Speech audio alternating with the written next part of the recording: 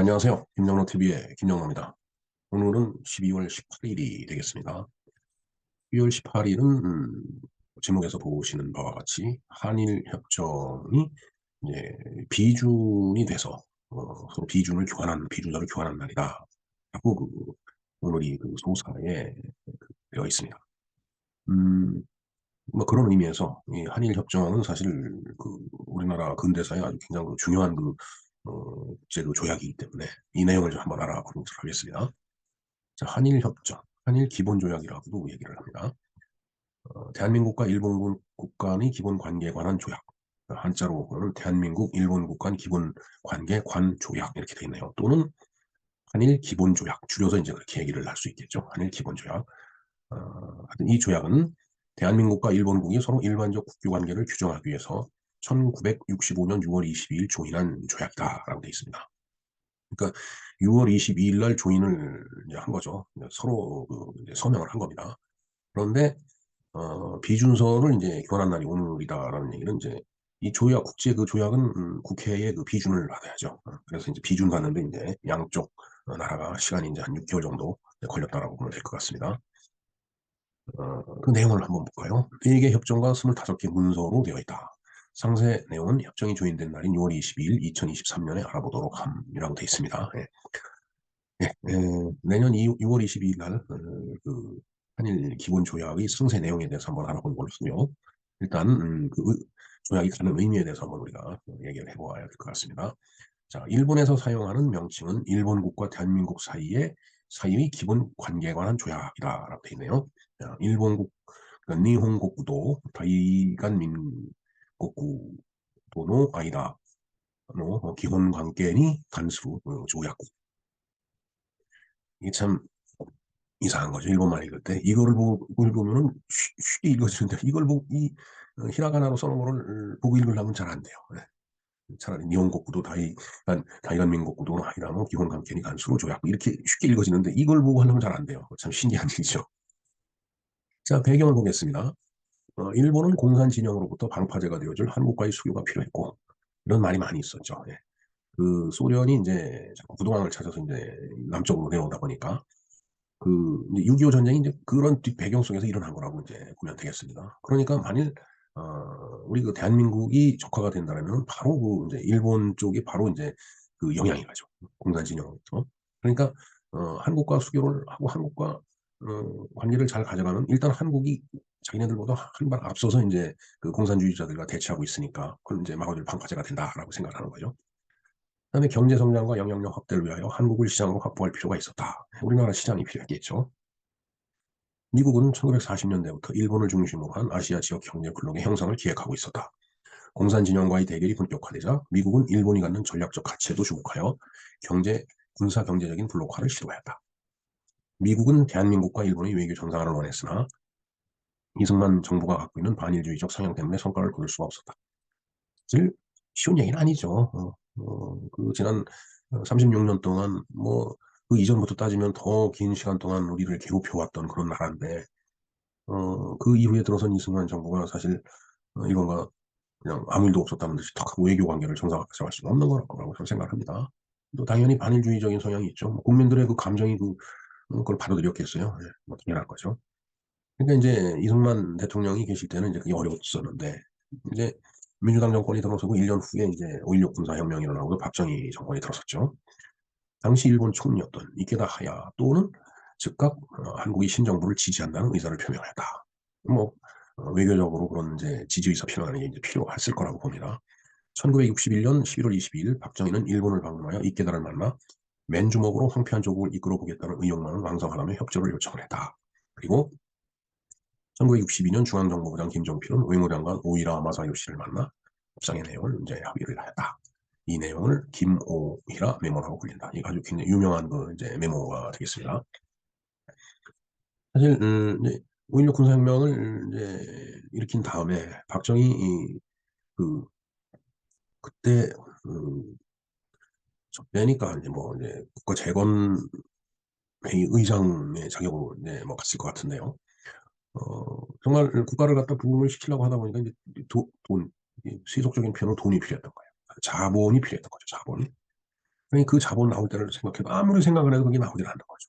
그러니까 아, 일본을 이용을 했던 것이라고 저는 생각합니다. 자, 후일 김종필은 내가 이완용이 소리를 들어도 그 길밖에는 없다고 생각했다. 조금 적은 액수이더라도 빨리 공장을 세우고 기술을 배웠기 때문에 우리 경제 성장이 빠르지 않았느냐 후회하지 않는다라고 이제 회고를 했다. 물론 이 부분에 대해서도 이 좌파 계열에 있는 사람들은 상당히 이제 비난을 할 거예요. 뭐 어쩔 수 없습니다. 비난을 해도. 자, 김오미라 메모를 볼까요? 서로 이제 메모를 딱 해갖고 이제 서로한테 던진 거예요. 그러니까 청구권과 그다음에 이제 에, 그 이제 차관 문제, 그다음에 뭐 대일 그러니까 한국과 일본 사이 어떤 무역 관계상 청산해야 될 그런 돈이 있었는데 그 세 가지를 놓고 서로 나름대로의 생각을 메모를 해갖고 서로 교환을 한 거죠. 네. 청구권은 3억 달러로 하되 6년 분할로 지불한다.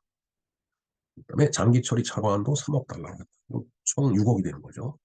그다음에 한국이 대일 무역 청산 계정 4,600만 달러는 청구권 3억 달러에 포함하지 않는다. 그러니까 이게 4,600만 달러를 한국이 일본에다가 이제 갚아야 되는 그런 입장이었었는데 그걸 이 일본이 제공하는 돈에 포함시키지 않는다는 얘기. 이거 빼고서 6억을 내놓으라는 얘기죠. 쉽게 얘기하면은. 그다음에 오히라이 메모는 청구권은 3억 달러까지 양보하되 지불 기한은 12년으로 한다. 그러니까 이제 기한을 2배로 늘린 겁니다. 그다음에 무역 계정 4,600만 달러는 청구권 3억 달러에 포함한다. 네. 김종필 당시 중앙정보부장이죠. 네? 그 중앙정보부장 입장에서 이제 가서 네, 그 서로 이제 협의를 한 건데 어, 그 청구권 3억 달러에 포함한다라고 그렇게 이제 한 거예요. 그러니까 서로 김종필은 4,600만 달러 더 받으려고 한 거고 오이라는 4,600만 달러를 덜 주려고 했던 거죠. 네. 그다음에 차관은 청구권과 별도로 추진한다. 예, 뭐 말은 다르지만 조금 의미가 통할 수도 있는데요. 그래서 이제 합의를 한 게 두 사람이 이제 메모를 좀 내놓고 합의를 한 게 무상공여로 3억 달러를 10년에 나누어 제공하되 기한을 단축할 수 있다. 6년을 12년이라고 얘기했는데 그 10년으로 이제 줄였고 그다음에 그 상황에 따라서 기한을 단축할 수도 있다라는 조항을 넣어놨네요. 내용은 용역과 물품 한일 청산 계정에서 대일 부채로 남은 4,573만 달러는 3억 달러 중에서 상쇄한다. 네, 저걸 더 받아내지는 못했습니다. 그다음에 어, 그 위에 있었던 그 이제 차관은 해외협력기금 차관으로 2억 달러를 10년에 나눠 제공하되 그 기간을 단축할 수 있다. 7년 거치 20년 분할 상환 연리 3분 5리루가 이제 전부 차관으로 제공한다라는 얘기죠. 그다음에 수입 조건 차관으로 1억 달러 이상을 제공한다. 조건은 케이스에 따라서 달리한다.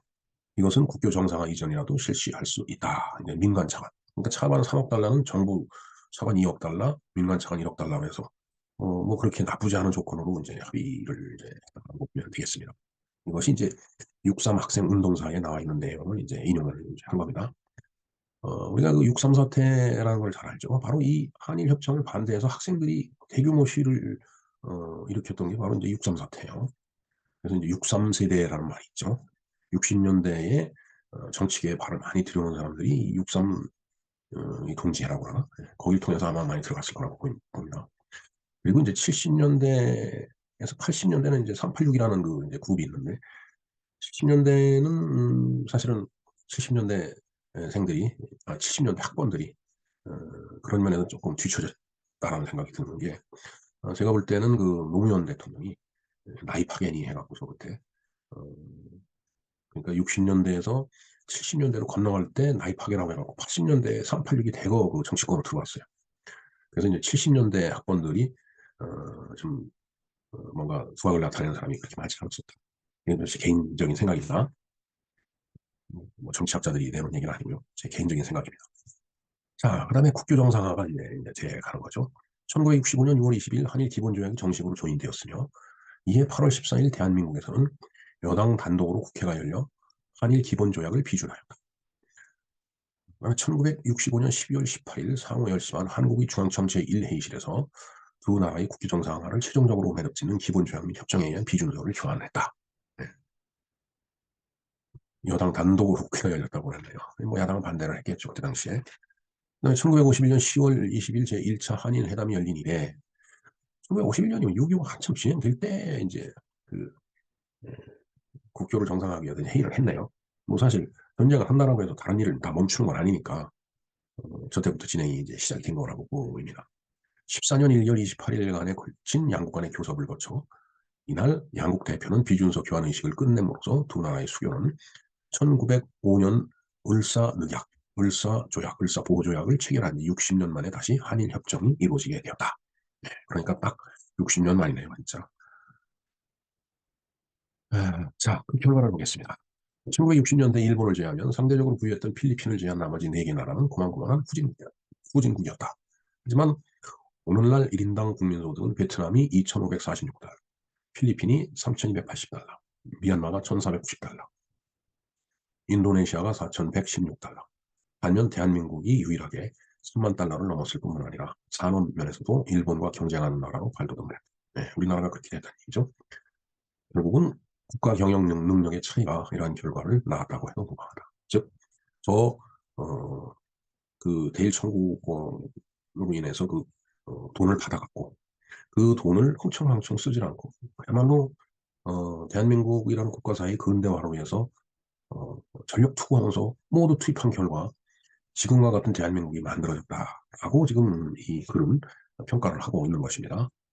그러나 어, 누가 해도 그 정도 경제 발전은 되었을 거라고 주장하는 기괴한 인간 군상과 기괴한 집단이 있습니다. 지금 현재 대한민국에 뭐 그럴 수도 있을 거예요.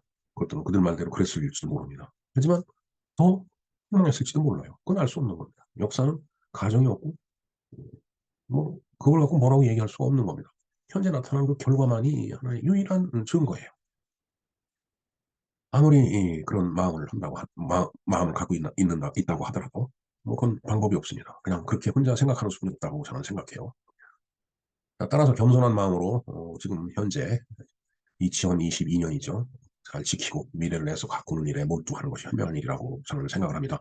만일 여기서 또다시 자세가 흐트러져서 100년 전 구한말 같은 상태로 돌아간다면 대한민국의 미래는 또 허우적거릴 것이 분명하다고 저는 생각을 합니다. 네, 지금 들고 신이 나서 춤을 추는 그 이모티콘이 있는데 이것이 현재 우리나라 아닌가. 그러나 그 속에 잉태되어 있는 여러 가지 부작용도 많이 있다는 거 사실입니다. 그리고 우리에게는 씻을 수 없는 그 이념적인 투쟁이 항상 동반된다는 게 문제예요.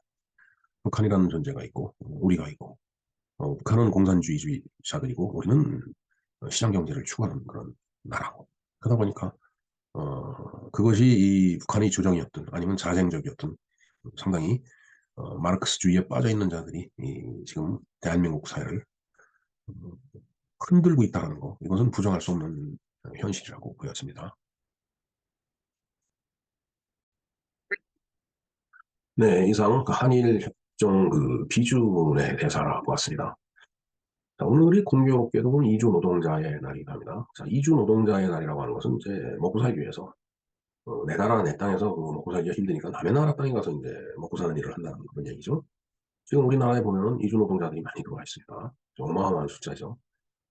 어떻게 보면은 우리나라 사람들이 어, 열심히 근면하게 일을 해야 되는데 그 일을 3D라고 해서 이제 디피컬트하고 그다음에 더티하고 데인저러스한 거 그런 일을 하지 않으려고 하다가 보니까 이제 외국인 노동자들이 들어와서 그 일을 많이 하고 있어요. 저는 이 문제가 어떤 그 장기적인 그 시간 축성에서 봤을 때는 우리에게 그렇게 큰 그 좋은 영향을 미칠 것 같지는 않습니다. 뭐 어쨌든 사람들이 일을 안 하고 그다음에 일을 손은 필요하고 그러니까 이제 그 사람들을 데려다가 이제 그 일을 시키죠. 근데 이제 지금 우리나라가 그런 나라인데 불과 몇십 년 전만 하더라도 바로 한일 협정이 비준될 때만 하더라도 우리나라 사람들이 돈을 먹고 살기 위해서 밖에 나가서 돈을 벌었어요. 소독의 탐방 광고도 나가고 그다음에 간호사들, 중동을, 미국을 진짜 뭐 일본으로 뭐 진짜 몸을 팔러 간 여성들도 많고 그런 나라에서 사실은 그 반대의 나라가 됐거든요. 그 반대의 나라가 된 데는 역시 그 통찰력 있는 지도자를 우리가 갖고 있었기 때문에 가능할까라고 저는 보고 있는데 이 한일 협정이 체결이 되고 그다음에 비준이 되고 난 다음에 물론 그때 뭐 앞에서 설명을 드렸지만 그 63 세대라고 하는 그 학생들을 중심으로 해서 굉장히 반대를 했었죠. 물론 학생의 의견이 나쁘고 잘못됐다는 그런 관점보다는 그런 관점이 필요합니다. 사실은 정책을 그 입안하고 수행하는데 어, 생각하지 못하는 그런 반대급부의 얘기를 해 주는 사람도 있어야죠. 그게 저는 그 학생의 지식인이라고 봅니다.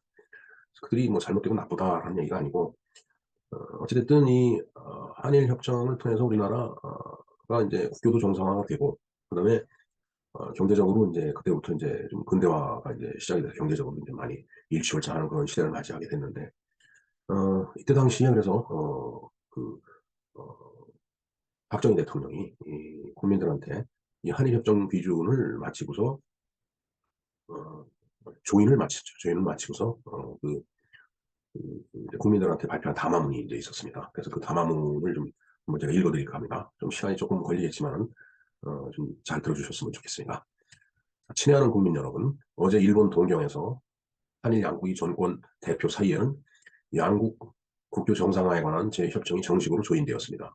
지난 14년 동안 우리나라의 가장 어렵고도 커다란 외교 숙제였으며, 또한 내가 총선거 때 공약으로 내건 바 있는 이 문제가 마침내 해결을 본 데 즈음하여 나는 내가 가지고 있는 평소의 소신의 일단을 밝혀 국민 여러분들이 이와 협조를 얻고자 합니다.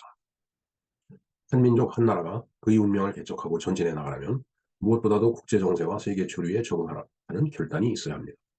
국제 정세를 도외시하고 세계 대세에 역행하는 국가 판단이 우리에게 어떠한 불행을 가져오고야 마는가는 바로 조선 마협에 우리 민족이 치른 뼈저린 경험이 실증하고 있습니다. 오늘 이 국제 정세는 우리로 하여금 과거 어느 때보다도 일본과의 국교 정상화를 강력히 요구하고 있습니다. 오늘날 우리가 대치하고 있는 적은 국제공산주의 세력입니다. 우리는 이 나라를 어느 누구에게도 다시 빼앗겨서는 안 되지만, 더욱이 공산주의자와 싸워 이기기 위해서는 우리와 손잡을 수 있는 것이 될 수 있다면 누구하고라도 손을 잡아야 합니다. 우리 자유와 독립을 수호하고 내일의 조국을 위해서 도움이 될 수 있는 일이라면 어려운 일이긴 하지만 과거의 감정을 참고 씻어버리는 것이 진실로 조국을 사랑하는 길이 아니겠습니까? 이것이 나의 확고부동한 신념이 옳시다. 더구나 중공의 위협이 나날이 증대하여 가고 있고 국제사회가 이른바 다원적 양상으로 변모하고 있는 이 시점에서 우리의 위치를 냉철하게 파악하고 반세기 전에 우리가 겪은 민족의 순환을 다시 되풀이하지 않기 위해서는 국가의 안전보장과 민족의 번영을 기약하는 현명한 판단이 절실히 요청되는 것입니다. 지난 수십 년, 아니 수백 년간 우리는 일본과 깊은 원한 속에 살아왔습니다. 그들은 우리 독립을 말살하였고, 그들은 우리 부모 형제를 살상했고, 그들은 우리 재산을 착취했습니다. 과거만을 따진다면 그들에 대한 우리 사무친 감정은 어느 모로보나 불구대천이라 아니할 수 없습니다. 그러나 국민 여러분, 그렇다고 우리는 이 각박한 국제사회의 경쟁 속에서 지난날의 감정에만 집착해 있을 수는 없는 얘기입니다. 아무리 어제의 원수라 하더라도 우리 오늘과 내일 위해 필요하다면 그들과도 손을 잡아야 하는 것이 국리민복을 도모하는 현명한 대처가 아니겠습니까?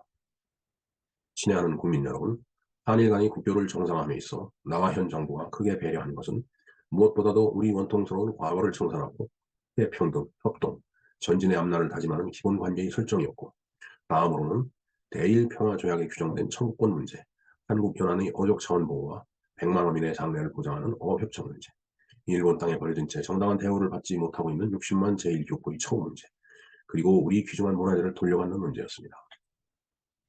물론 이러한 재해 문제가 우리만의 희망과 주장대로 해결된 것은 아닙니다. 그러나 내가 자신을 갖고 말할 수 있는 것은 우리가 처해 있는 재반 여건과 선진 제국의 외교 관례에 비추어 볼 때 우리 국가 이익을 확보하는 데 선의를 다했다는 사실입니다. 외교란 상대가 있는 것이고 또 일방적 강요를 뜻하는 것이 아니며, 그것이 이치와 조리를 따져 상호간에 납득을 해야 비로소 타결이 되는 것입니다. 우리는 이제 한일 간의 공동의 이익과 공동의 안전과 공동의 번영을 모색하는 새로운 시대에 접어들게 되었습니다.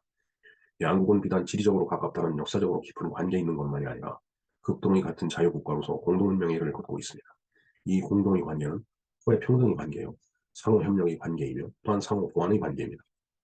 한일 양국 간에 있어서 새로운 역사가 시작되는 이 순간에 우리가 깊이 반성하고 깊이 다짐할 점이 무엇이겠습니까? 그것이 바로 독립국가로서의 자주정신과 주체의식이 더욱 확고해야겠다는 것이며, 아시아에 있어서 반공의 상징적인 국가라는 자부와 긍지를 잊어서는 안 되겠다는 것입니다. 나는 우리 국민의 일부 중에 한일 교섭의 결과가 굴욕적이니 저자세니 또는 군사적 경제적 침략을 자주 한다는 등 비난을 일삼는 사람이 있다는 것을 알고 있습니다. 심지어는 매국적이라는 극언을 하는 사람이 있습니다. 나는 지금까지 그들이 주장이 정부를 편달하고 정부가 하는 교섭의 입장을 강화하는 데 도움이 될 수 있으리라는 점에서 이것을 호의적으로 받아들여 왔습니다. 그러나 만일 그들이 주장이 진심으로 우리가 또다시 일본의 침략을 당할까 두려워하고 경제적으로 예속이 될까 걱정을 한다면 나는 그들에게 묻고 싶습니다. 그들은 어찌하여 그처럼 자신이 없고 피해의식과 열등감에 사로잡혀서 일본이라면 무조건 겁을 집어먹느냐 하는 것입니다. 이와 같은 비굴한 생각, 이것이 바로 굴욕적인 자세라고 나는 지적하고 싶습니다. 일본 사람하고 맞서면 언제든지 우리가 먹힌다 하는 이 열등의식부터 우리는 깨끗이 버려야 합니다. 한 걸음 더 나아가서 이제는 대등한 위치에서 오히려 우리가 앞장서서 그들을 이끌고 나가겠다는 우월감은 왜 가져보지 못하는 것입니까? 이제부터는 이러한 적극적인 자세를 가지고 나아가야 합니다. 하나의 민족 국가가 새로이 부흥할 때는 반드시 민족 전체의 넘치고르는 자신과 용기와 긍지가 있어야 하고 적극성과 진취성이 충실해야 하는 것입니다. 오늘날 우리나라의 근대화 작업을 좀먹는 가장 암적인 요소는 우리 마음 한구석에 도사리고 있는 패배주의와 열등의식 그리고 태형적인 소극주의 바로 이것입니다. 또 하나 있습니다. 그것은 비생산적인 사이비 행세 이것들입니다. 또 있습니다. 속은 텅텅 비고도 거칠만 번지에 꾸미려 하는 권위주의, 명분주의, 그리고 언행 불일치주의들입니다. 이러한 요소들은 과감히 씻어버려야 합니다. 그리하여 자신을 가진 국민이 됩시다. 자신은 희망인 것입니다. 희망이 있는 곳에 민족의 힘이 생기는 것입니다. 하늘은 스스로 돕는 자를 돕는 법입니다. 응당한 노력을 지불함이 없이 공짜로 무엇이 되려니 또는 무엇이 생기려니 하는 생각은 자신력을 완전히 성실한 비굴한 사고방식입니다. 지금 일부 국민들 중에 한일 국교 정당화가 되면 우리는 또다시 일본이 침략을 당한다고 주장하는 이가 있지만 이러한 열등의식은 버려야 하는 동시에 이와 반대로 국교 정상화가 되면 당장에 우리가 큰 덕을 볼 것이라는 천박한 생각도 우리에게는 절대 금물인 것입니다. 따라서 한마디로 한일 국교 정당화가 앞으로 우리에게 좋은 결과를 가져오느냐 불행한 결과를 가져오느냐 하는 관건을 우리 주체의식이 어느 정도 건재하느냐 우리 자세가 얼마나 바르고 우리 각오가 얼마나 굳으냐에 있다는 것입니다. 우리가 만약에 정신을 바짝 차리지 못하고 정부는 물론이거니와 정치인이나 경제인이나 문화인이나를 할 것 없이 국민민복을 망각하고 개인의 사리사욕을 앞세우는 일이 있을진데 이번에 체결된 모든 협정은 그야말로 치욕적인 제2의 을사조약이 된다는 것을 2700만 국민 한 사람 한 사람이 다 같이 깊이 명심해야 할 것이다. 나는 이 기회에 일본 국민들에게도 밝혀둘 말이 있습니다. 우리와 그대들 간에 이루어졌던 불행한 과거를 청산하고 새로운 설린으로 다시 손을 마주잡게 된 것은 우리 양국 국민을 위해서 다양한 일이라고 생각합니다. 물론 과거 일본이 저지른 죄과들이 오늘 이 일본 국민이나 오늘 이 세대 선조들에게 전적으로 책임이 있다고는 생각하지 않습니다. 그러나 정무조인이 이루어진 이 순간에 침통한 표정과 착잡한 심정으로 과거의 구원을 억지로 누르고 다시 손을 잡는 한국 국민들의 이 심정을 그렇게 단순하게 보아넘기거나 결코 소홀히 생각해서는 안 된다는 것입니다. 앞으로 우리 두 나라 국민이 참다운 선린과 우방이 될 수 있고 없는 것은 이제부터에 달려있는 것입니다. 이번에 체결된 협정 문서의 주문 그 자체가 문제가 아니라 앞으로 그대들이 한국이나 한국 국민에 대한 자세와 성의 여하가 문제가 되는 것입니다. 우리는 그것을 주시하고 있다는 것을 명심해야 할 것입니다. 일본은 역시 믿을 수 없는 국민이다 하는 대일 불신 감정이 우리 국민들 가슴속에 또다시 싹트기 시작한다면 이번에 체결된 재협정은 아무런 의의를 지니지 못할 것입니다. 친애하는 국민 여러분, 이제 남은 절차는 국회의 비준입니다. 물론 국회는 국회대로 충분한 논의를 하겠지만 국민 여러분께서도 특별한 관심과 참여의식으로 이 문제의 마지막 매듭의 현명한 판단과 아낌없는 협조가 있을 것을 나는 확신에 마지 않습니다. 1965년 6월 23일 대통령 박정희. 예, 이게 그러니까 비준이 되기 전에 조인을 한 상태에서 박정희 대통령이 국민들을 향해서 발표한 담화문이 되겠습니다. 물론 그 한 6개월 정도의 이제 시간이 걸려서 국회 이제 비준이란 절차를 거쳐갖고 이제 오늘 바로 이제 비준을 받은 그 서류를 서로 교환을 한 날이 이제 되는 거죠. 그러니까 이제 국제 협약으로서 완전한 모양과 어떤 협약으로서의 자격이라고 할까 그것을 이제 갖춘 날이라고 보면 되겠습니다. 이러면서부터 이제 조국이 근대화가 이제 본격화되었던 것이라고 봅니다. 저는 저 문장을 보면서 국민교육 현장만큼 정말 명문이라고 생각합니다. 그리고 저기 써 있는 말 그대로 우리나라는 지금 2022년이지만 그렇게 돼 있어요.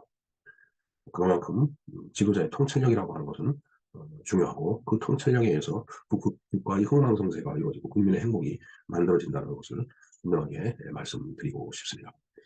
네, 이렇게 이주 노동자가 되지 않기 위해서 우리 스스로가 우리나라의 경제를 이제 발전시키기 위한 그 어떤 시발점이라고 할까 단초로 그것을 만들어준 국가 지도자에게 우리는 정말 감사를 드려야 된다는 말씀을 드립니다. 예, 이상 김영로 TV의 김영로였습니다. 감사합니다.